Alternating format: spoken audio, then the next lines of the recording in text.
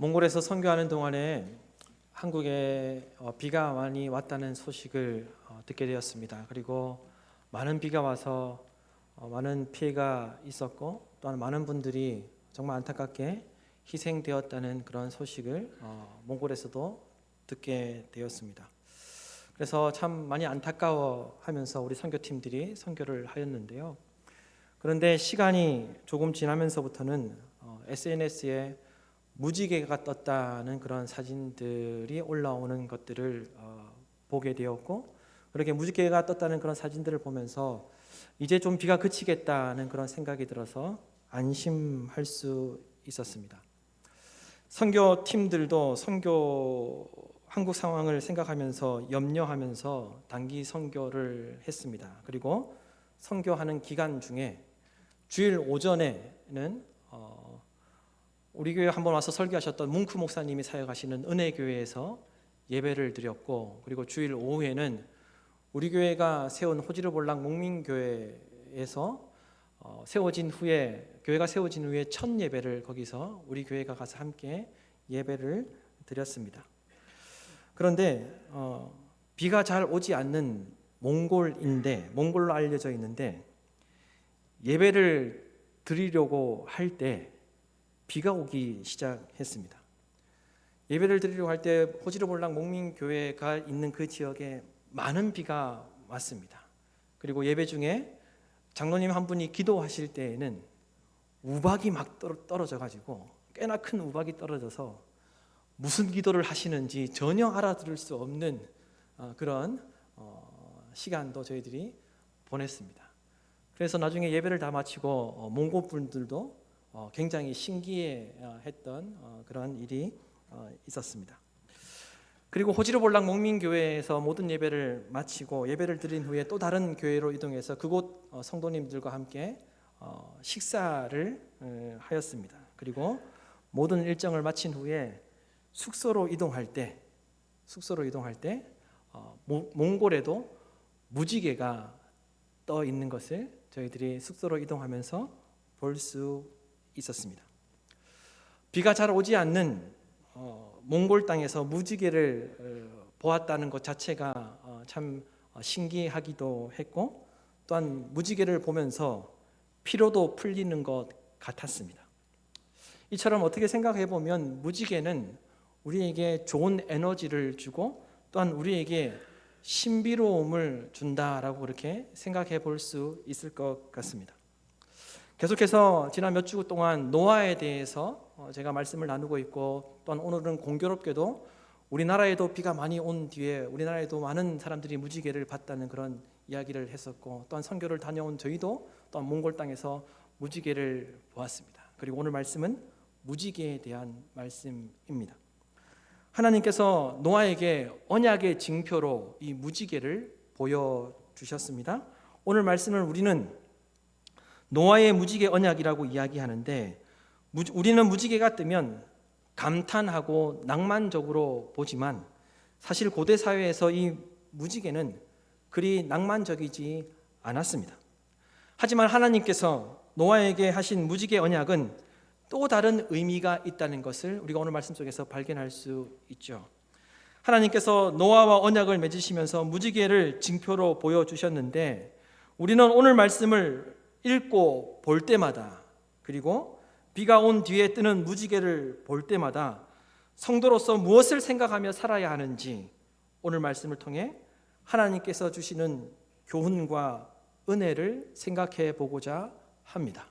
그리고 오늘 말씀을 통해서 오늘 이 말씀이 하나님께서 우리에게 주시는 말씀이 되어서 우리도 노아처럼 하나님의 언약을 받아 누리는 복된 인생들이 되시기를 간절히 소망합니다. 첫째로, 성도는 하나님의 소유권을 인정할 때 안식과 은혜를 누릴 수 있다는 것을 기억하며 살아야 합니다. 하나님께서 이 땅 가운데 우리를 살아가게 하셨을 때, 방송실 첫 번째 띄워주십시오.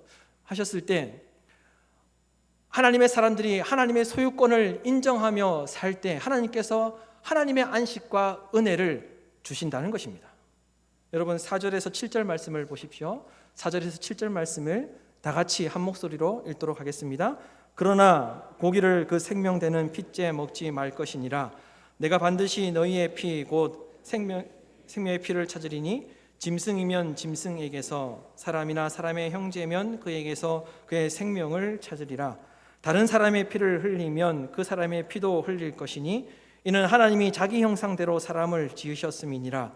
너희는 생육하고 번성하며 땅에 가득하여 그 중에서 번성하라 하셨더라. 아멘. 하나님은 홍수로 세상을 심판하신 후에 육식을 먹을 수 있도록, 고기를 먹을 수 있도록 허락해 주셨습니다. 그 전까지는 고기를 먹지 못했지만 홍수 심판 이후에 하나님께서 노아를 통해서 앞으로는 고기를 먹어도 된다라고 그렇게 허락해 주셨어요. 무엇 때문에 고기를 먹도록 허락하셨는지, 무엇 때문에 육식을 하도록 허락해 주셨는지 그 이유에 대해서 성경이 설명하고 있지는 않지만 한 가지 분명하게 말씀하고 있는 것이 있습니다.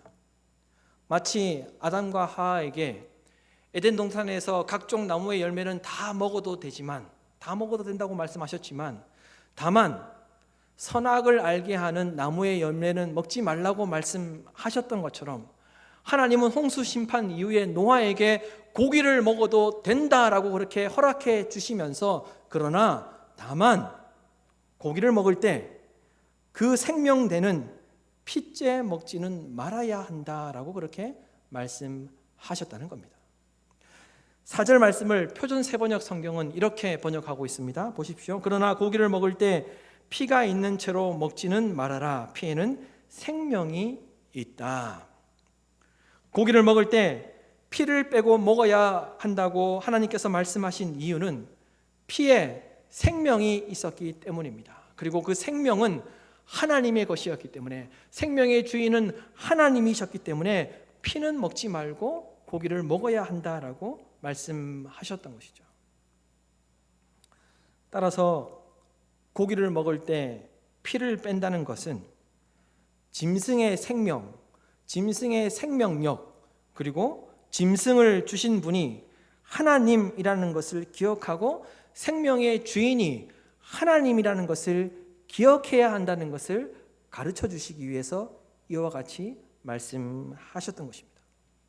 그래서 고기를 먹을 때 피를 빼고 먹는 행위는 모든 것이 하나님께로부터 왔고 하나님께서 주셨다는 감사의 표현이었습니다.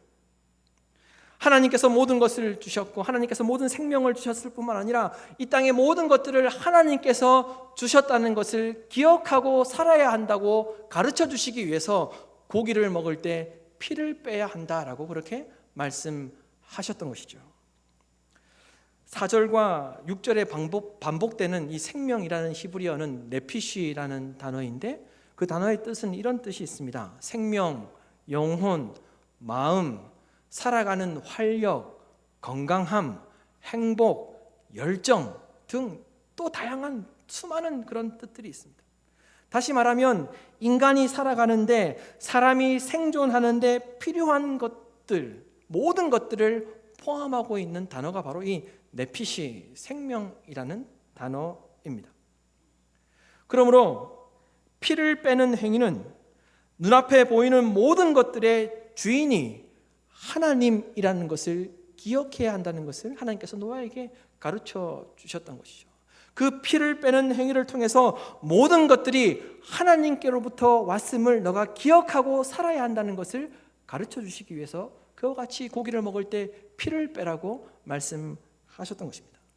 너에게 나타나는 그 모든 것들이, 너가 소유하고 있는 그 모든 것들이, 너가 누리고 있는 그 모든 것들이 너에게서 온 것이 아니라 하나님께서 주신 것이고, 그 모든 소유의 소유권은 하나님께 있다는 것을 기억하며 앞으로는 살아야 한다는 것을 노아에게 가르쳐 주시기 위해서 고기를 먹을 때 피째 먹지 말고 피는 빼고 먹어야 한다라고 그렇게 말씀하셨던 것이죠. 노아 홍수가 끝난 후에 노아는 이렇게 살아야 했습니다. 모든 것이 하나님의 것이다. 모든 것이 하나님으로부터 왔다. 모든 것을 내가 누리고 내가 취할 수 있는 그 모든 것들은 내 것이 아니라 하나님께서 주신 것이라는 것을 기억하며 노아는 살아야 했던 것입니다. 왜 그렇습니까? 왜 이렇게 살아야 했습니까? 6절 하반절 말씀을 보십시오. 6절 하반절 말씀에 보면 이렇게 기록하고 있습니다. 이는 하나님이 자기 형상대로 사람을 지으셨습니다. 사람이 하나님의 형상대로 지음을 받았기 때문에 우리 인간은 이 땅에서 살아갈 때 모든 것이 하나님께로부터 왔음을 기억하며 살아야 한다는 것입니다. 하나님의 사람은 하나님의 소유권을 인정하는 삶을 살아야 합니다. 그러면서 말씀하셨습니다. 그래야 하나님이 주시는 안식과 은혜를 누릴 수 있게 될 것이다 라고 하나님은 노아에게 말씀해 주셨습니다. 여러분 7절 말씀을 보십시오. 성경책 7절 말씀에 이렇게 기록하고 있습니다. 너희는 생육하고 번성하며 땅에 가득하여 그 중에서 번성하라 하셨더라. 하나님의 형상대로 지어진 인간이 하나님의 소유권을 인정하고 살 때, 모든 것이 하나님께로부터 왔음을 기억하며 살 때 누리게 될 복이 있다고 하나님께서 노아에게 약속해 주셨던 것입니다. 여러분, 우리가 이 땅을 살아갈 때 우리는 하나님의 형상으로 지어진 하나님의 사람입니다. 따라서 우리가 이 땅에서 살아갈 때 기억해야 할 것은 모든 것이, 모든 생명이 하나님께로부터 왔음을 기억하며 살아야 한다는 것입니다. 여러분, 히브리어로 생명이라는 단어가 가지고 있는 의미처럼 하나님의 형상인 우리는 우리의 모든 것들이 하나님께로부터 왔음을 기억하고 또한 고백하며 살아야 합니다.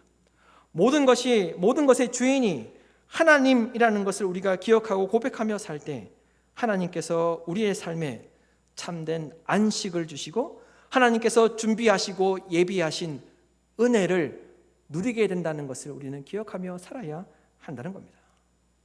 여러분, 그렇다면 모든 것이 하나님께로부터 왔음을 고백하는 시간이 주로 언제입니까? 언제 여러분은 모든 것이 하나님께로부터 왔음을 고백하고 계십니까?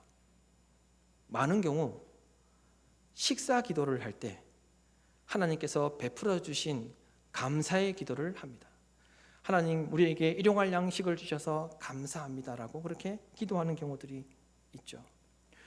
우리는 식사 기도를 할 때 무엇보다 하나님께서 주신 것에 대한 감사의 기도를 드리고 있습니다. 오늘날 이처럼 우리가 감사의 기도를 하는 것은 고기를 먹을 때 피를 빼어내면서 하나님께서 생명을 주신다는 것, 하나님께서 살아갈 수 있도록 힘과 능력을 주신다는 것을 고백하며 감사드리는 행위와 같다라고 그렇게 말씀드릴 수 있을 것 같습니다. 여러분, 우리는 무엇이든지 하나님께 소유권이 있음을, 내 것이 아니라 내게 소유권이 있는 것이 아니라 하나님께 소유권이 있음을 기억하며 고백하며 살아야 합니다. 우리의 생명, 우리의 삶, 우리에게 나타나는 활력, 우리의 건강함, 우리에게 나타나는 선한 마음까지도 하나님께서 주신 것이다, 하나님께로부터 온 것이라는 것을 기억하며 살아야 한다는 것이죠. 우리가 살아가고 있는 이 모든 환경들, 그리고 행복까지도 하나님께로부터 온 것임을, 하나님께서 주신 것임을 기억하며 인정하며 고백하는 삶을 살아야 한다는 것입니다. 나 자신의 힘으로 지켜왔고 내 손에 있는 것들이, 내가 하고 있는 사업이 하나님께로부터 왔음을 기억하고 고백해야 합니다. 또한 자녀들까지도 내 자녀가 아니라 하나님의 자녀임을 기억하고 고백하며 살아야 한다는 것입니다. 그래야만 참된 안식과 평강과 하나님의 은혜를 누릴 수 있다는 것을 여러분 믿으시기를 바랍니다. 간절히 바라기는 하나님께서 노아에게 하신 이 말씀처럼 어떠한 상황 가운데 있든지, 내 인생 가운데 어떤 일이 일어나든지, 무엇을 취하든지, 어떤 은혜를 누리든지 그 모든 것들이 하나님께로부터 왔음을 기억하고 살아가는 우리 목민의 모든 권속들이 되기를 주님의 이름으로 축원합니다. 마지막 둘째로, 하나님은 무지개를 보시며 우리를 위해 오래 참으신다고 하신 약속을 지키신다는 것을 우리는 기억하며 살아야 합니다. 하나님은 무지개를 보시며 우리에게 약속하신 그 약속을 지키시기 위해서 노력하신다는 것을 우리가 기억해야 한다는 것입니다. 여러분 13절에서 17절 말씀을 보십시오. 조금 길지만 다 함께 한 목소리로 읽도록 하겠습니다. 내가 내 무지개를, 이것이 나와 세상 사이의 언약의 증거니라. 내가 구름으로 땅을 덮을 때 무지개가 구름 속에 나타나면 내가 나와 너희와 및 육체를 가진 모든 생물 사이에 내 언약을 기억하리니 다시는 물이 모든 육체를 멸하는 홍수가 되지 아니할지라. 무지개가 구름 사이에 있으리니 내가 보고 나 하나님과 모든 육체를 가진 땅의 모든 생물 사이에 영원한 언약을 기억하리라. 하나님이 노아에게 또 이르시되 내가 나와 땅에 있는 모든 생물 사이에 세운 언약의 증거가 이것이라 하셨더라. 아멘. 우리는 무지개를 보면서 감탄하지만 오늘 말씀에 보면 무지개는 누가 본다고 말씀하고 있습니까? 하나님께서 무지개를 보신다라고 말씀하셨습니다. 그렇다면 하나님께서 왜 무지개를 보실까요? 하나님께서 무지개를 보시는 이유가 무엇이겠습니까? 그 이유는 이 무지개라는 단어에서 우리가 찾아볼 수 있습니다. 무지개는 히브리어로 케셋이라고 합니다. 케셋. 그 단어가 가지고 있는 뜻은 다채로운 빛깔로 이루어진 아치 모양이라는 그런 의미가 있고, 또 한 가지는 전쟁에서 사용된 무기였던 활, 여러분 활 아시죠? 활이라는 그런 뜻도 있습니다. 이 무지개가 활처럼 생기기도 했지만 여기에는 아주 무서운 뜻이 있습니다. 고대 11세기 아수르에서 발견된 구조에 보면 이런 그림 형상이 있었습니다. 구름 사이에서 두 손이 이렇게 뻗쳐나와 있는 그런 그림 형상이 있었는데, 한 손은 복을 주는 손이었고 한 손은 활을 들고 있었습니다. 같은 언어로 무지개라고 표현할 수 있겠죠. 한 손은 복을 주는 손이었고 한 손은 활을 들고 세상을 심판하는 그런 그런 그림 형상이 발견되었던 것입니다. 따라서 당시에 이 무지개는 고대 사람들에게 심판의 도구로 알려져 있었습니다. 적어도 아수르가 믿었던 그 무지개, 그 활은 심판의 도구였던 것이죠. 따라서 고대 사람들은 당시의 구름 속에서 신이 거대한 활을 들고 다니면서 세상을 심판한다고 믿었습니다. 그게 그리스 신화에도 그런 이야기가 있습니다. 그런데 그때 그 사람들이 당시에 믿었던 신이 들고 다녔던 그 활의 방향은 여러분 어디였겠습니까?